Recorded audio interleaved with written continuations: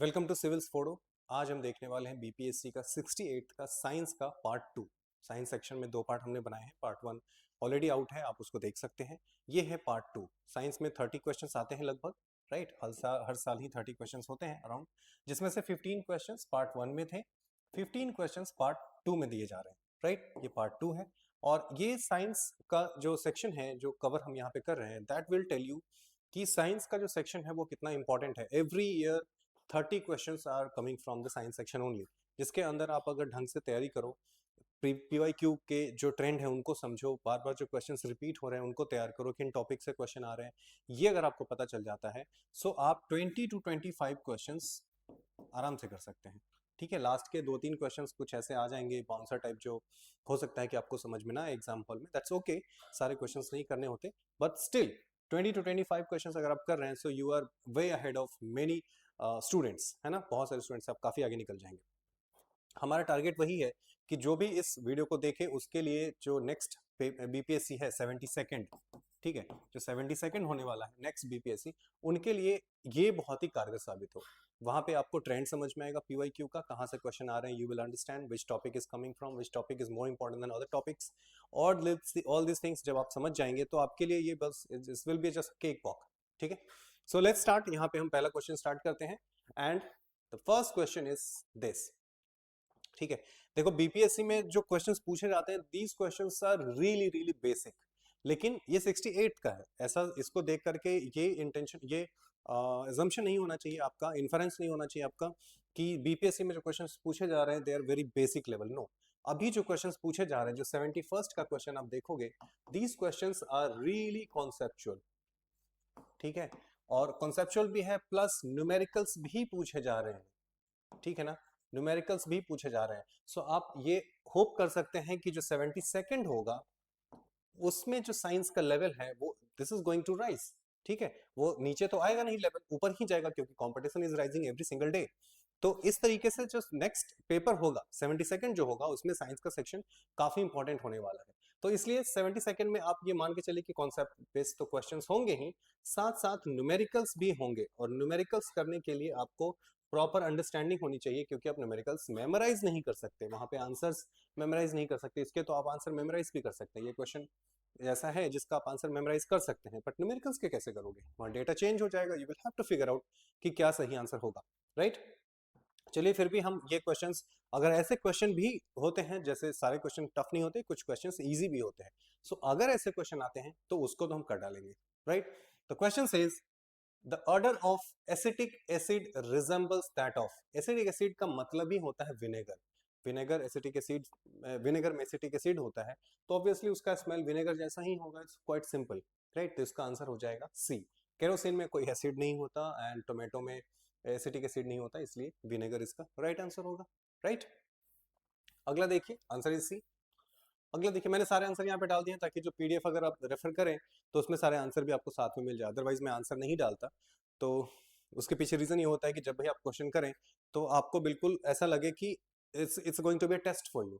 ठीक है, इसलिए मैं पीडीएफ में मोस्टली आंसर नहीं डालता, पर यहाँ पे डाल दिया ताकि, क्योंकि यहाँ पे मेमोराइज करने की चीज है, तो आप जस्ट देख के कर सकते हैं। ओके, नेक्स्ट है व्हाई डज ड्राई HCl यानी कि hydrochloric acid gas not change the colour of dry litmus paper. Litmus paper का कलर चेंज नहीं करता है, वाई HCl, ड्राई HCl। ठीक है, अब देखो लिटमस पेपर सपोज ऐसा है, तो इस पे हम HCl की एक ड्रॉप अगर डालें, एक ड्रॉप डालें, ठीक है, तो उसमें क्या है, H+ आयन है। ठीक है, ये H+ आयन क्या करेगा, इसके लिटमस पेपर के अंदर कलर चेंज करेगा।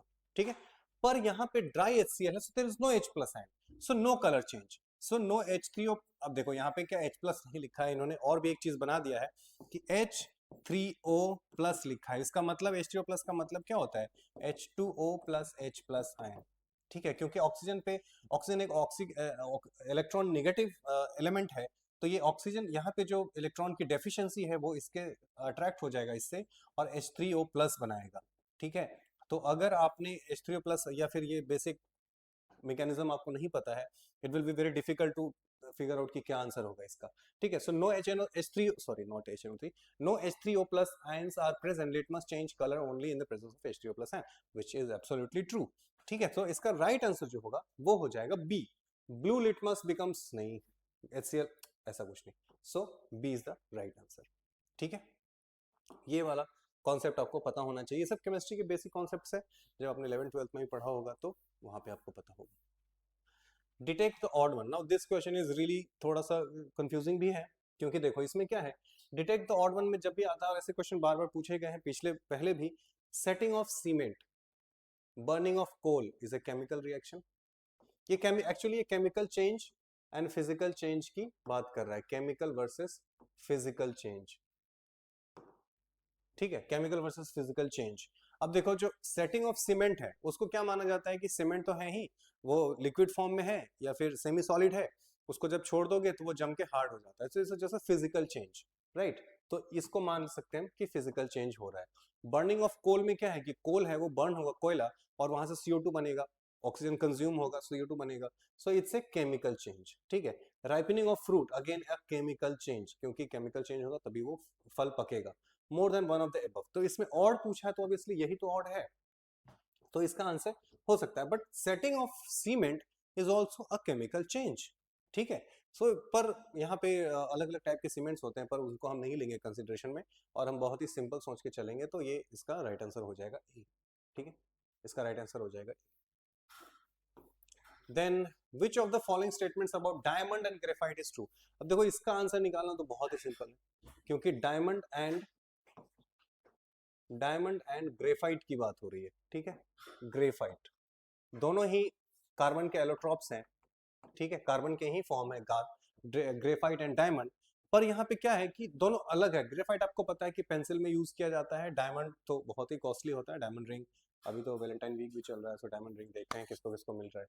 अगर किसी ने किसी को दिया है तो please tell us in the comment section कि किसी ने दिया है तो, right. Otherwise diamond rings are very costly. So अब क्या बोल रहा है कि सेम सेम सेम, क्या इनमें कोई सेम सिमिलैरिटी होती है? नहीं होती। ओनली थिंग कि वो दोनों ही कार्बन के एलोट्रॉप्स हैं, सो अदरवाइज उसके अलावा कोई सिमिलैरिटी नहीं है, राइट। पर यहाँ पे क्या करते हैं, same electrical conductivity, no, diamond has no electrical conductivity where graphite has, so ये गलत हो गया। They have same degree of hardness, कैसा सवाल है, डिग्री ऑफ हार्डनेस, ग्रेफाइट तो आप दांत से चबा सकते हैं, डायमंड से तो आपके दांत काटे जा सकते हैं, सो अगेन ये भी गलत हो जाएगा। दे हैव सेम क्रिस्टल स्ट्रक्चर, नहीं, ग्रेफाइट जो है उसका लेयर्ड स्ट्रक्चर होता है, ठीक है, और डायमंड जो है उसका 3 डायमेंशनल टेट्राहेड्रल स्ट्रक्चर होता है। So diamond is very hard, one of the hardest things on earth. ठीक है, डायमंड। ग्रेफाइट का तो यूज होता है एज ए लुब्रिकेंट, वो इतना सॉफ्ट होता है, एज ए लुब्रिकेंट भी यूज होता है ग्रेफाइट। ठीक है, जो जहाँ पे हाई मेल्टिंग पॉइंट की जरूरत होती है वहां पे ग्रेफाइट यूज करते हैं, राइट। एयरक्राफ्ट्स में जो पार्ट्स होते हैं उसमें ग्रेफाइट यूज किया जाता है एज ए लुब्रिकेंट, सो ये भी गलत हो गया। ठीक है, सो डी, मोर नहीं, none, none has to be the right answer. ठीक है, which of the following statement is true, true पूछ रहा है तो नन हो जाएगा, so E has to be the right answer. अगला देखते हैं, स्टोमाटा ओपन और close due to change in the. अब देखो स्टोमाटा क्या होता है, प्लांट की जो लीव्स होती हैं उसमें छोटे छोटे होल्स होते हैं, जैसे हमारी स्किन पे छोटे छोटे होल्स हैं, वैसे ही प्लांट की लीव्स पे भी छोटे छोटे होल्स होते हैं, और वो क्या करता है, वहां से वाटर को रिलीज करने में हेल्प करता है। ठीक है, सो उस वो चेंज, वो खुलता बंद कैसे होता है, वो खुलेगा बंद होगा कैसे, क्योंकि उसके सेल के अंदर जो वाटर की क्वांटिटी है, water of the amount of water जो है वो चेंज हो जाता है, तो चेंज होगा तो वो खुल जाता है फिर बंद हो जाता है, उसको खोलने का मैकेनिज्म ये है। So change of water in the cell, amount of change in water. ठीक है, change of amount of water in the cell, B. कुछ चीजें आपको याद रखनी है, और ऐसे क्वेश्चन बार बार पूछे जाते हैं तो आप उनको याद ही कर लो। ठीक है, न्यूमेरिकल्स, जब हम न्यूमेरिकल्स के लिए, अगर हमने साइंस के लिए प्रॉपर कोई ऐसा बैच लॉन्च किया, सो उस समय ऑब्वियसली आपको साइंस के लिए डिटेल में कराया जाएगा न्यूमेरिकल्स वगैरह सारे कुछ। ठीक है, क्लोरोफिल एब्जॉर्ब्स, ये एक बहुत ही इंटरेस्टिंग क्वेश्चन है जो यूपीएससी में भी एक बार बहुत पहले पूछा गया था, मैंने बहुत पहले कभी इसका पीवाईक्यू में देखा था, पर क्वेश्चन में ढूंढ नहीं पाया क्योंकि वो दोबारा में ढूंढने लगा तो मिलना मुश्किल हो रहा था, पर यूपीएससी में कभी तो पूछा गया। अगर किसी को पता है कि कब पूछा गया है तो कमेंट सेक्शन में जरूर बताएं कि वो कब पूछा गया है। ठीक है, पर द क्वेश्चन सेज कि chlorophyll absorbs wavelength of the sunlight, कौन सी सनलाइट का वेवलेंथ एब्जॉर्ब करता है, तो क्लोरोफिल देखो क्या करता है, क्लोरोफिल इज ग्रीन, और पत्ते ग्रीन दिखते हैं हमें क्लोरोफिल की वजह से। ठीक है, तो ग्रीन अगर दिख रहा है और आपको लाइट का जरा सा आइडिया है, तो आपको पता होना चाहिए कि जो लाइट रिफ्लेक्ट होके आती है वही कलर हमें दिखता है। तो अगर कोई चीज ग्रीन दिख रही है, इसका मतलब ग्रीन लाइट वहां से रिफ्लेक्ट होकर हमारी आंखों तक आ रहा है, इसलिए हमारी आंखें उसको ग्रीन देख रही है। तो उसको अगर ऑब्जॉर्व तो नहीं करेगा, अगर ग्रीन लौट के आ रहा है तो उसको ऑब्जॉर्व नहीं करेगा।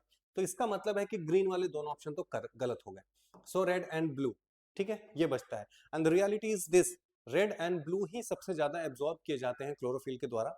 और रेड एंड ब्लू में भी कौन सा कलर एब्जॉर्ब किया जाता है वो यूपीएससी में पूछा गया था। सो रेड एंड ब्लू में ब्लू लाइट सबसे ज्यादा एब्जॉर्ब किया जाता है रेड लाइट से, ठीक है। बस ये चीज आप जरूर ध्यान रखें, दिस इज एक्सट्रीमली इंपॉर्टेंट, ठीक है। हो सकता है जब ये पूछा है तो अगली बार ये भी पूछ सकता है कि ब्लू एंड रेड में कौन ज्यादा एब्जॉर्ब किया जाता है, ठीक है। आपको अभी ये ऐसे कोई सिंपल सा फैक्ट लग रहा होगा, but these things are very important, आपको ये चीज ध्यान रखनी है, ठीक है। नेक्स्ट है सी, इसका आंसर है।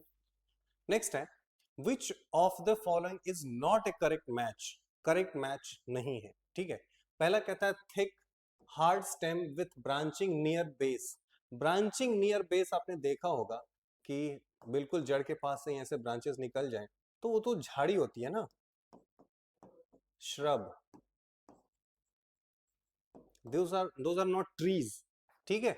सो ट्री नहीं होगा। ट्री में क्या होता है कि यहाँ पौधा है, इतना स्टेम होगा इतना लंबा कम से कम, और फिर यहाँ से ब्रांचिंग होगी कुछ हाइट से। सो दीज आर ट्रीज, ठीक है। सो ये गलत हो गया, तो पहला गलत है। और पूछा क्या है, नॉट करेक्ट, नॉट करेक्ट तो फिर यही आंसर हो गया, ठीक है। बाकी अच्छा मोर देन वन भी होता है इसमें, तो देख लेते हैं। Week stem with which cannot stand upright, creeper, creeper क्या होता है, जो रेंगते हैं जमीन पे, जैसे घिउरा जुगनी का जो होता है, जो परवल होता है, टमाटर होता है, इनके पौधे जमीन पे रहते हैं। ये these are very soft plants, इनके स्टेम्स जो हैं they do not have hard stems, ठीक है। तो इसके लिए वो सीधे खड़े नहीं हो सकते, वो जमीन पे ऐसे रेंगते हैं या फिर किसी चीज के सहारे सहारे चढ़ जाते हैं, ठीक है। तो दूसरा भी सही है। Petiole attaches leaf to stem, yes that is also true, क्योंकि यहां से अगर कोई पत्ता निकल रहा है तो उसको पेटियोल कहते हैं। सो अगेन ये भी सही है। So A is the right answer, A is the right answer, ठीक है। आगे बढ़ते हैं,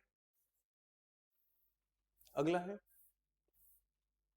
water reaches great heights in the trees because of suction pull caused by। अब देखो एब्जॉर्प्शन नहीं, ट्रांसपिरेशन, ठीक है। एक चीज यहां पे ध्यान देना कि अगर ये कोई पेड़ है, ऐसा ही मैंने पेड़ बना दिया, मान लो ये पेड़ ही है, पेड़ तो लग नहीं रहा वैसे, पर पेड़ मान लीजिए।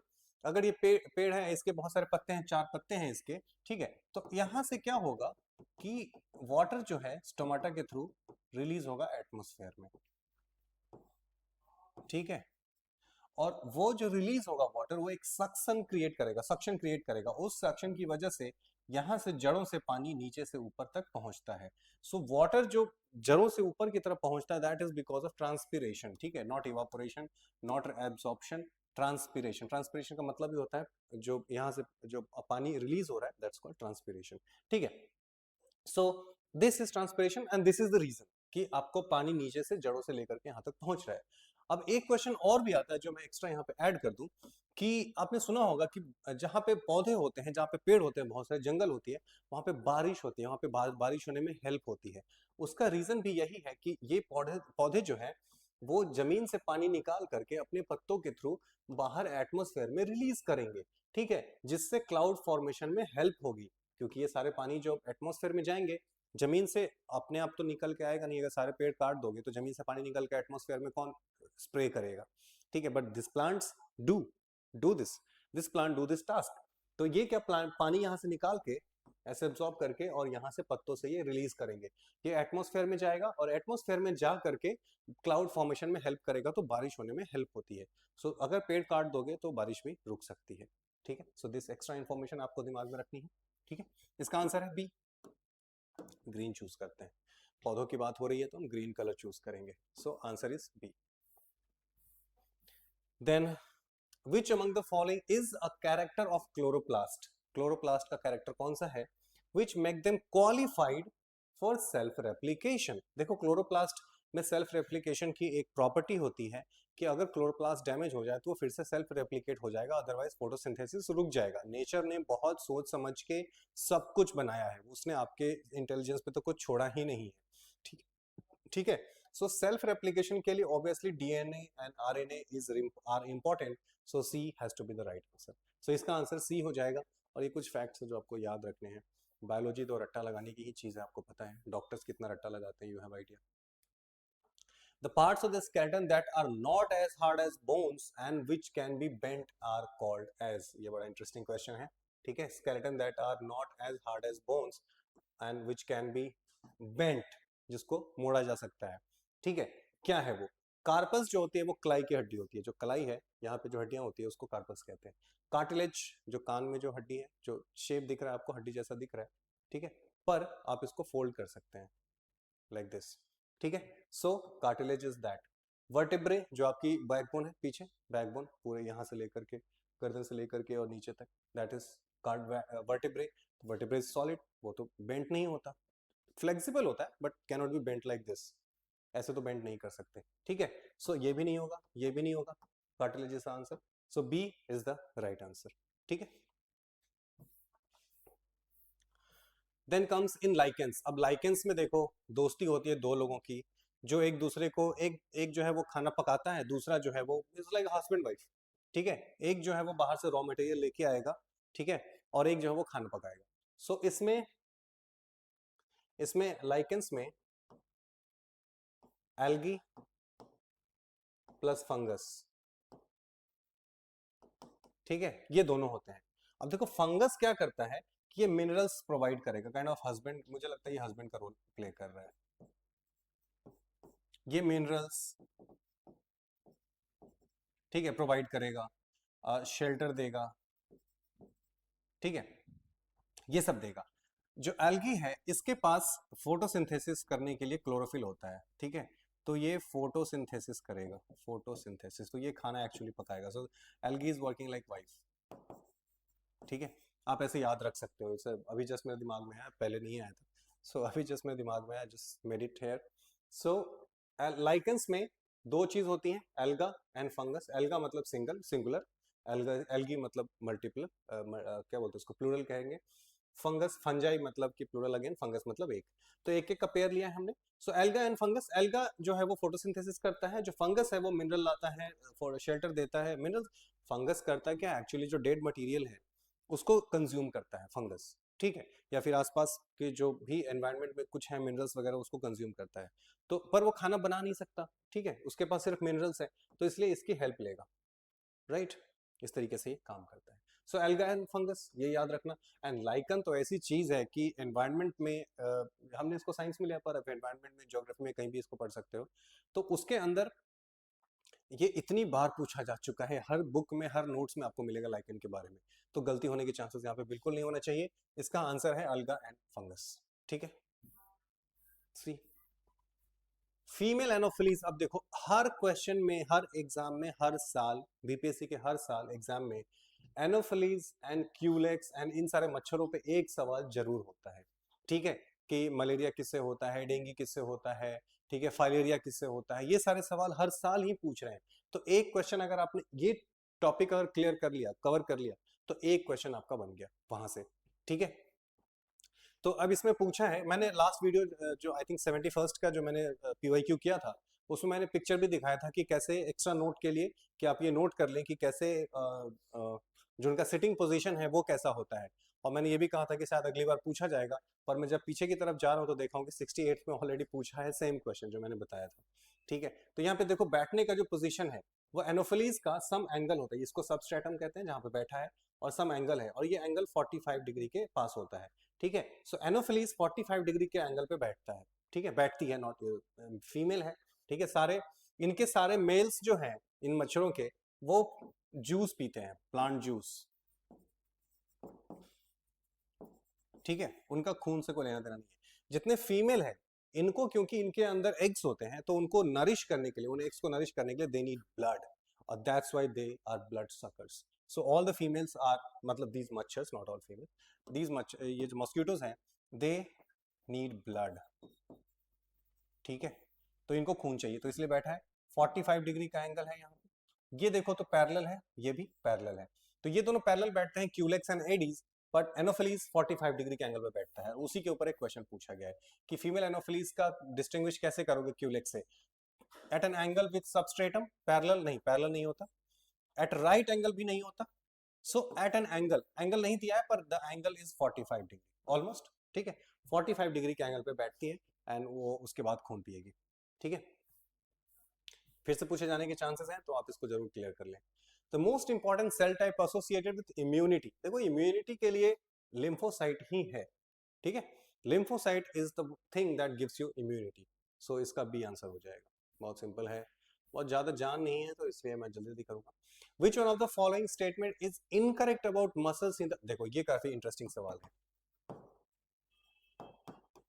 ठीक है, इंटरेस्टिंग है। Muscles work in pair, that's true, pair होंगे, पेयर में नहीं होंगे तो काम नहीं करेगा। Muscles become shorter stiffer and thicker when contracted, जब हम ऐसे करते हैं तो मसल्स क्या स्टिफ हो जाते हैं, कॉन्ट्रैक्ट हो जाते हैं, थिक हो जाते हैं, that's also true. Muscles can only push the bone, नहीं, मसल्स पुश नहीं करते, मसल्स कैन पुल। हम हाथ को जब ऐसे करते हैं तो हम मसल्स यहाँ से खींचता है, जब इसको हम ऐसे खोलेंगे, ठीक है, ऐसे जब खोलना चाहेंगे तो नीचे वाले मसल्स इसको खींचेंगे तो ये कैसे खुल जाएगा। अगर नीचे वाले मसल्स काम करना बंद कर दे तो हम यहाँ पे एक बार ले आए खुल नहीं पाएगा, ठीक है। इसलिए पैरालिसिस में कभी कभी जो हाथ है वो मतलब बॉडी का कुछ पार्ट है ऐसा वो वैसा ही वैसा रह जाता है क्योंकि मसल्स दूसरे साइड वाले काम नहीं करते, आपका सिग्नल नहीं पहुंच रहा, ठीक है। सो मसल्स डो नॉट पुश, दे पुल। जब मैंने ऐसे खींचा तो ये वाले मसल्स खींच रहे हैं तो ये खुल गया, बंद हो गया। अब यहाँ वाले खींचेंगे तो ऐसे खुल जाएगा। So they work in pair but they only pull, they cannot push, ठीक है। सो पुश वाला गलत हो जाएगा, सो यही गलत आंसर है क्योंकि पूछा क्या है, इनकरेक्ट, इनकरेक्ट पूछा है। सी एक इंटरेस्टिंग सवाल था, ठीक है, सी इसका राइट आंसर है। So this is it for tomorrow, sorry for today, आज की क्लास के लिए इतना काफी है। और यहाँ पे हमने कवर किया 68 का साइंस खत्म हो चुका है। अगला वीडियो 67 पे होगा जिसमें अगेन 2 पार्ट में हम करेंगे 15-15 क्वेश्चंस, ताकि इजी रहता है, छोटे छोटे वीडियोस हैं, आप आराम से देखिए, एंजॉय कीजिए और अपने दोस्तों को भी भेजिए, सब्सक्राइब कीजिए और अपना कमेंट हमें कमेंट सेक्शन में जरूर बताएं, अपना फीडबैक कि आपने कैसा इसको महसूस किया, कहीं कोई गलती है तो वो भी हाईलाइट कीजिए एंड कोई और रिकमेंडेशन है तो वो भी बताइए।